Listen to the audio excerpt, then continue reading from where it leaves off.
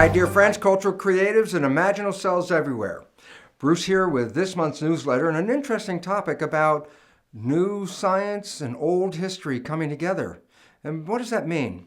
Well, basically, we live in a story of our civilization. It's something that started about 2,500 years ago in the Mideast at the Tigris and Euphrates riverbed. We call that the cradle of civilization, the Babylonians, the Phoenicians. And we say, yes, this is where civilization started and grew and then spread throughout Europe and Asia. And we look back at these as our ancient cultures. And this is in our history books, the story of when civilization was actually seeded and beginning to grow. Well, there's a problem, and that is this. There are now studies that reveal that that whole concept is totally false.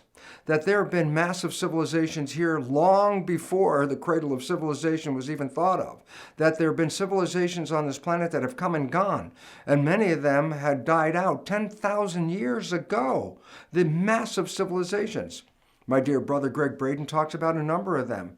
For example, Göbekli Tepe in Turkey is findings of ruins that have been there since 10,000 years ago. A major civilization existed and then disappeared. But that's not the only one. There are other similar civilizations that are found to have died out about 10,000 years ago that were way advanced civilizations that just totally disappeared. In Peru, in Russia, and other places around the planet, we're beginning to find these old archaeological sites. Well, the relevance is, it says, and we must rewrite our history because we have a belief that we just stem from the Middle East, as that's where it all came from. Why this is important is this. If you can understand patterns through history, then you can use the pattern to understand where the future is going to go. You don't have to cross over the same bridge and learn it again. So the whole idea is this. If we rewrite the story, then we get a new vision of how we got here in the first place. Now, of course, there's great resistance on a large number of people who stick with the old story saying, that's the story. Well, the problem is there's just too much information. There's evidence now that there were cities that are now under the ocean, that going back and seeing massive building structures which were discarded before, but now evidence reveals that they were human-made, that there were civilizations that are now below the sea level. The relevance about this is, A, there was something happening here long before the Middle East origin story, and B, something happened to those people. If we can understand who they were, how they lived, and what happened to them, perhaps we could use that information to protect ourselves as we go into the future, because at this moment, we're facing our own mass extinction.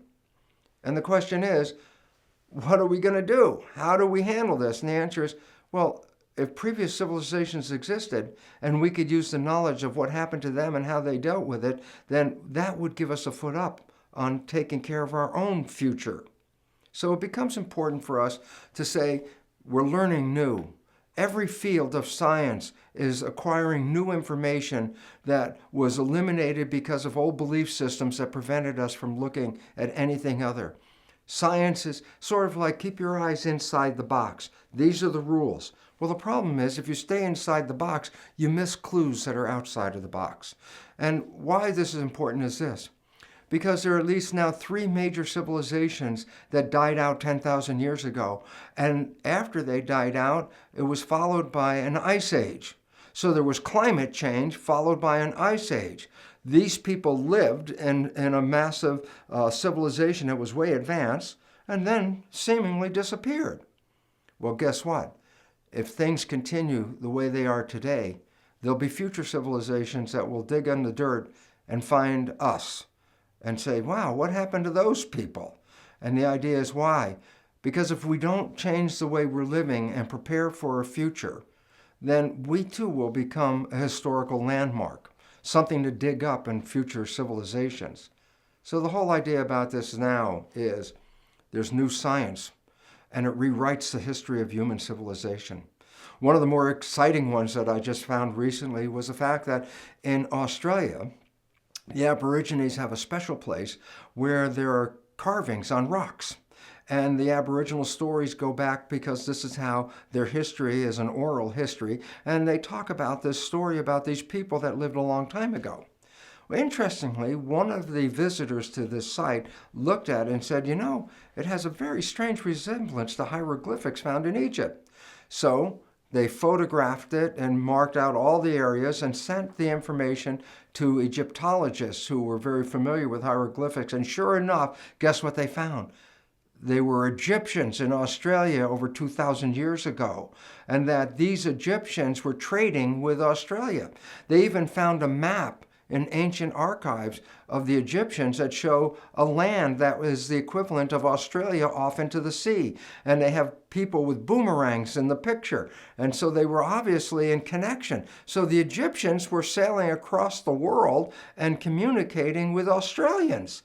And all of a sudden, we now recognize the story of what was happening, that a major sailing ship from the Egyptians capsized, and that left this party of Egyptians to stay in Australia, where they created a community among the Aboriginals who lived in Australia.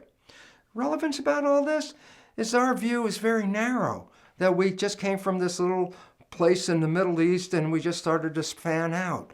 And the fact is this, long before that, there were civilizations that were global, connected to each other, massively advanced civilizations.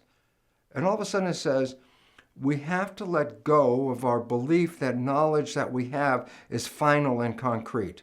Every field of endeavor, from mathematics to physics to chemistry to biology to psychology to archaeology, all of these fields are discovering things that we left out of the picture because we had a tendency to focus on that narrow little box.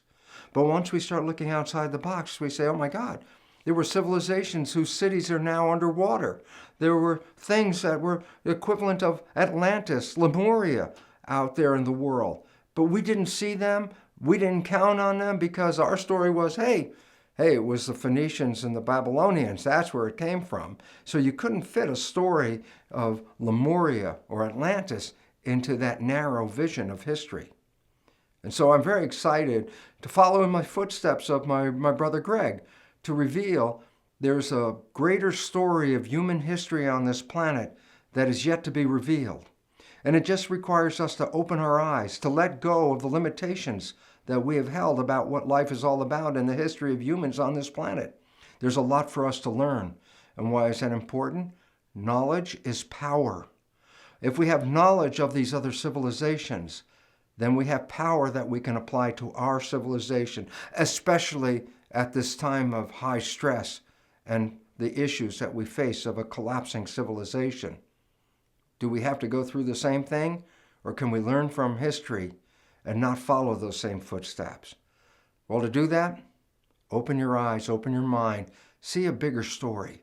There's a lot more going on this planet than we had ever known about, and yet science is revealing it to us. It's rewriting all of the history that got us to this point, because in that story are the answers that we need for the future.